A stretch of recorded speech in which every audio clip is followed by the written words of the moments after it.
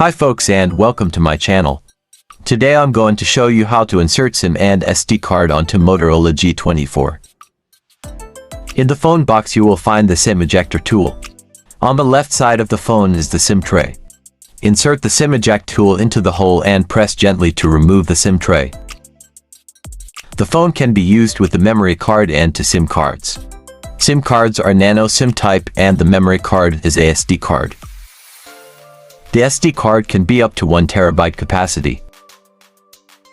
The SIM tray has 3 slots. The first one is for the SD card. Place the SD card with the gold contacts facing down.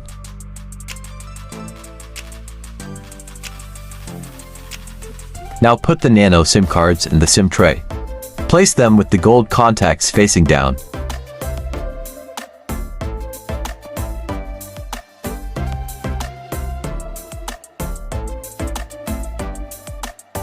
Put the SIM tray back and press gently. Thank you for watching this video. Press the like button please. It would help me to continue my work. Have a nice day and bye bye.